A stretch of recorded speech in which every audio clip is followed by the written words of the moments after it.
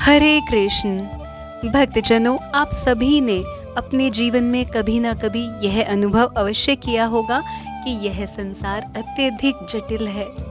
और यदि आपका हृदय सरल है, सच्ची श्रद्धा भक्ति से परिपूर्ण है, तो इस संसार की यह जटिलता क्षण भर में ही सरलता में परिवर्तित भी हो जाती है। हमेशा की तरह आपके हृदय की इसी सरल भक्ति भावना को दृढ़ करने वाले महान एकादशी व्रत का वर्णन आपके अपने चैनल कथा पुंज द्वारा करने का प्रयास करते हैं। श्रावण माह शुक्ल पक्ष में पुत्रदा नामक एकादशी 27 अगस्त 2023 दिन रविवार को आपको शुभता प्रदान करने वाली है। सबसे पहले जानते हैं पुत्रदा या पवित्रा एकादशी का शुभ मुहूर्त। पुत्रदा एकादशी का व्रत श्रावण माह शुक्ल पक्ष में 27 अगस्त दिन रविवार को रखा जाएगा। एकादशी की तिथि प्रारंभ होगी 27 अगस्त को ही अर्धरात्रि 12:08 से और एकादशी की तिथि समाप्त होगी 27 अगस्त की रात्रि 9:32 पर। पुत्रदा एकादशी के व्रत का पारण समय होगा 28 अगस्त प्रातः 5:57 से और 8:31 तक। पुत्रदा एकादशी का व्रत शुद्ध सात्विक चित्त से करने से संतान की प्राप्ति होती है और इस व्रत के प्रभाव से संतान की रक्षा भी होती है। आइए सुनते हैं पुत्रदा एकादशी की पावन कथा। एक समय की बात है, धर्मनंदन महाराज युधिष्ठिर जी भक्त वत्सल भगवान श्री कृष्ण जी से बोले, हे मधुसूदन, आज कृपा करके मुझे श्रावण माह शुक्ल पक्ष की एकादशी के विषय में बताकर कृतार्थ कर दीजिए। यह सुनकर भक्त वत्सल भगवान श्री कृष्ण जी कहते हैं कि हे धर्मनंदन, ध्यान पूर्वक सुनिए। श्रावण माह शुक्ल पक्ष की पुत्रदा एकादशी की कथा के श्रवण करने मात्र से वाजपेय यज्ञ का फल मिलता है। बात है द्वापर युग के प्रारंभ की, जिसमें महिष्मती नाम की एक नगरी थी, जिसके राजा का नाम महिजीत था। राजा महिजीत एक सदाचारी और अपनी प्रजा से प्रेम करने वाले राजा थे, परंतु उनके अपने स्वयं के जीवन में अत्यंत दुख था। वह संतान के ना होने से बहुत दुखी रहते थे और उन्हें अपना जीवन अंधकारपूर्ण व्यर्थ लगने लगा था। राजा महिजीत ने पुत्र प्राप्ति के लिए बहुत यत्न किए, परंतु भाग्य ने उनका साथ नहीं दिया और जब राजा वृद्ध होने लगे तब उन्हें राज्य के उत्तराधिकार की चिंता और भी बढ़ने लगी। एक दिन राजा महिजीत प्रजा को संबोधित करते हुए अपना दुख व्यक्त करते हुए कहने लगे कि मैंने अपने जीवन में कोई पाप नहीं किया और न अन्यायपूर्वक प्रजा से धन एकत्र किया है, ना मैंने कभी देवता और ब्राह्मणों का धन छीना है और ना किसी की धरोहर ली है। मैंने प्रजा को सदैव पुत्र की तरह पाला है। मैंने अपराधियों को पुत्र और बांधवों की तरह दंड दिए हैं। मैंने कभी किसी से राग द्वेष भी नहीं किया, सबको समान माना है। इस प्रकार धर्मयुक्त राज्य करने पर भी मैं इस समय महा दुख पा रहा हूँ। सो क्या कारण है, मेरी कुछ भी समझ में नहीं आ रहा है। राजा महिजीत की इस बात को विचारने के लिए मंत्रीगण आदि वन की ओर गए। वहां वन में जाकर उन्होंने बड़े बड़े मुनियों के दर्शन किए। फिर वे वयोवृद्ध और धर्म के ज्ञाता महर्षि लोमश के पास गए। उन सब ने जाकर महर्षि को यथा योग्य प्रणाम किया और उनके सम्मुख बैठ गए। उनसे विनय करने लगे कि हे देव, हमारे अहो भाग्य हैं कि हमें आपके दर्शन हुए हैं। इस पर लोमश ऋषि जी बोले कि हे ब्राह्मणों, आप लोगों की विनय और आपके सद्व्यवहार से मैं अत्यंत प्रसन्न हूँ। अब आप मुझे अपने आने का कारण बताइए।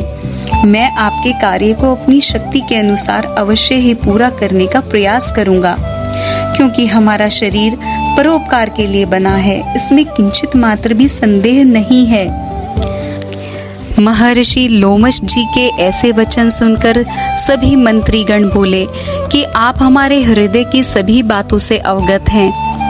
ऐसा कहकर उन्होंने अपने राजा महिजीत की संतानहीनता के दुख को व्यक्त किया।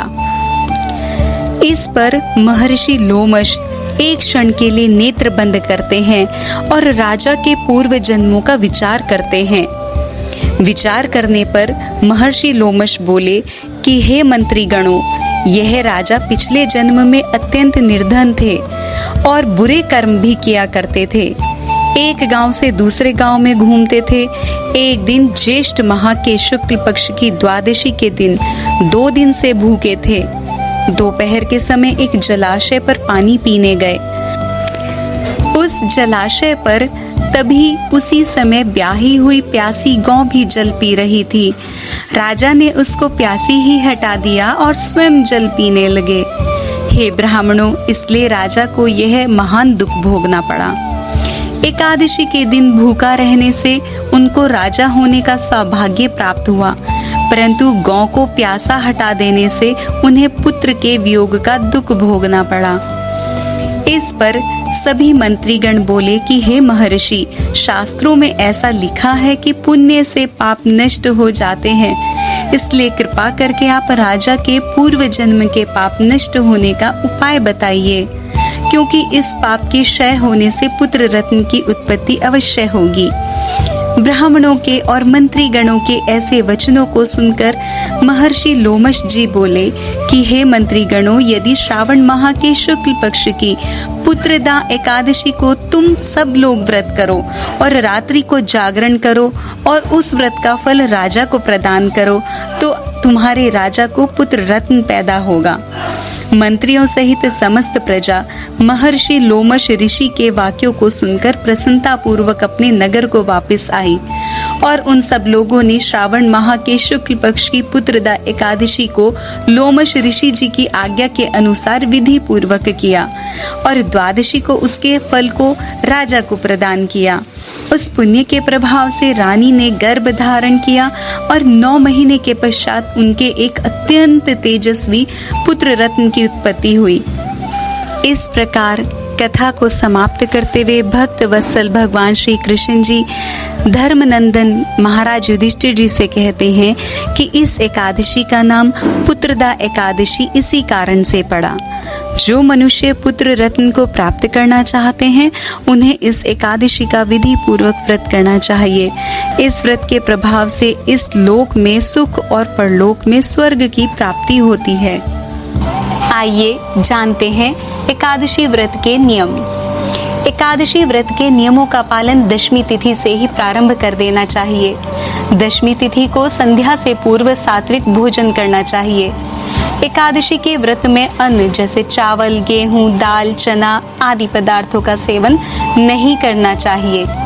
किसी भी प्रकार का प्याज, लहसुन से युक्त भोजन नहीं करना चाहिए। एकादशी व्रत के दिन प्रातः ब्रह्म मुहूर्त में उठकर अपने नित्य कर्मों से निवृत्त होकर स्वच्छ वस्त्र धारण करें। शंख, चक्र, पद्म और गदा धारण किए हुए भगवान श्री हरि जी के सुंदर चतुर्भुज रूप का ध्यान करें। माता लक्ष्मी जी सहित भगवान श्री हरि जी को पंचामृत से स्नान कराएं और श्रृंगार करें। धूप, घी का दीपक, नैवेद्य, ऋतुफल, फूल, तिल और तुलसी जी अर्पित करें। तुलसी माता के समक्ष श्री हरि जी का नाम स्मरण करें। श्री हरि जी के समक्ष हाथ में जल और पुष्प लेकर एकादशी के व्रत का संकल्प करें और व्रत कथा का श्रवण या पठन करें। इसके पश्चात आरती करें। श्रीमद् भागवत गीता जी का पाठ और विष्णु सहस्त्र नाम का जप भी किया जा सकता है। व्रत में अपने शरीर के साथ आत्मा की भी शुद्धि रखें। किसी से अप्रिय वचन ना बोलें। राग, द्वेष, ईर्ष्या, वासना, लोभ और निंदा का त्याग करें। हृदय की कठोरता को त्याग कर सुंदर निर्मल भाव धारण करें। संध्या के समय आरती, दीपदान, रात्रि जागरण और कीर्तन करें। आरती के पश्चात एकादशी का फलाहारी प्रसाद ग्रहण किया जा सकता है। अगले दिन अर्थात द्वादशी तिथि में व्रत पारण के नियत समय पर ब्राह्मण को दान और दक्षिणा देने के पश्चात ही अपने व्रत का पारण करें। यदि किसी कारण से आप व्रत नहीं कर पा रहे हैं तो भी एकादशी के दिन चावल का प्रयोग नहीं करना चाहिए। आइए आध्यात्मिक व भौतिक जगत में अपने उत्थान के लिए एकादशी का शुभ व्रत करते हैं। यदि हमारे इस प्रेम पूर्वक प्रयास से आप स्वयं को भगवान श्री हरि जी की भक्ति धारा से जोड़ पाते हैं तो कृपया अपने स्नेही जनों को भी इस भक्ति रस का पान कराते हुए पुण्य का लाभ कीजिए। कथापुंज चैनल को सब्सक्राइब, वीडियो को लाइक और शेयर अवश्य करें। हरे कृष्ण।